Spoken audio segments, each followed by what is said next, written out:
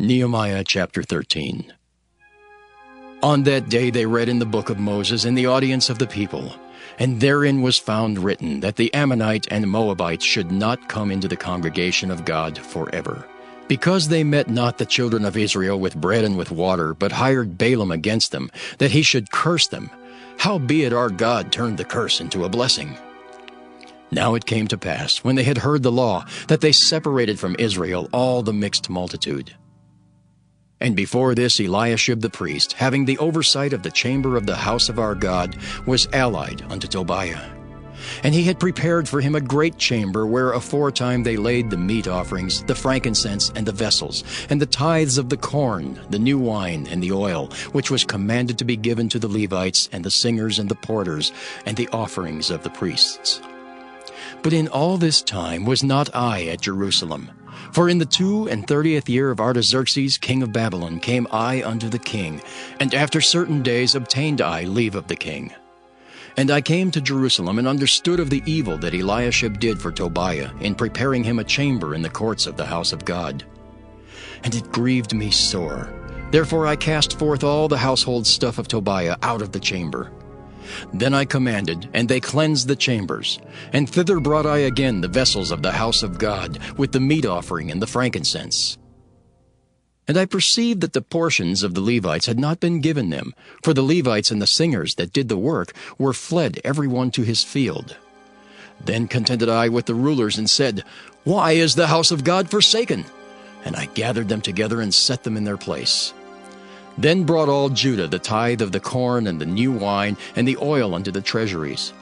And I made treasurers over the treasuries, Shelemiah the priest and Zadok the scribe. And of the Levites, Pedaiah. And next to them was Hanan the son of Zachar, the son of Mattaniah. For they were counted faithful, and their office was to distribute unto their brethren. Remember me, O my God, concerning this, and wipe not out my good deeds that I have done for the house of my God, and for the offices thereof.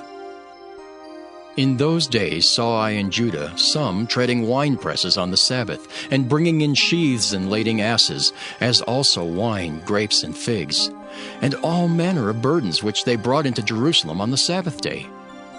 And I testified against them in the day wherein they sold victuals. There dwelt men of Tyre also therein, which brought fish and all manner of ware, and sold on the Sabbath unto the children of Judah and in Jerusalem. Then I contended with the nobles of Judah, and said unto them, What evil thing is this that ye do, and profane the Sabbath day?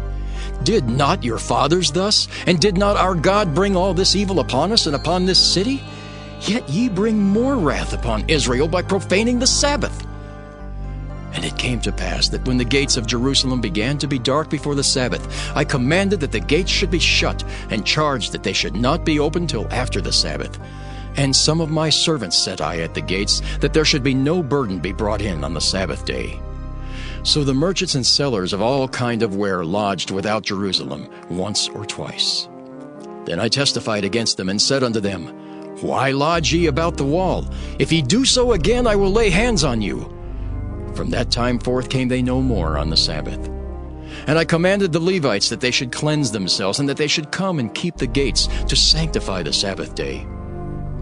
Remember me, O my God, concerning this also, and spare me according to the greatness of thy mercy. In those days also saw I Jews that had married wives of Ashdod, of Ammon, and of Moab. And their children spake half in the speech of Ashdod, and could not speak in the Jews' language, but according to the language of each people. And I contended with them, and cursed them, and smote certain of them, and plucked off their hair, and made them swear by God, saying, Ye shall not give your daughters unto their sons, nor take their daughters unto your sons, or for yourselves. Did not Solomon king of Israel sin by these things? Yet among many nations was there no king like him, who was beloved of his God. And God made him king over all Israel. Nevertheless, even him did outlandish women cause to sin. Shall we then hearken unto you to do all this great evil, to transgress against our God in marrying strange wives? And one of the sons of Joiada, the son of Eliashib the high priest, was son-in-law to Sanballat the Horonite. Therefore I chased him from me. Remember them, O my God, because they have defiled the priesthood and the covenant of the priesthood and of the Levites. Thus cleansed I them from all strangers, and appointed the wards of the priests and the Levites, every one in his business. And for the wood offering at times appointed, and for the first fruits. Remember me, O my God, for good.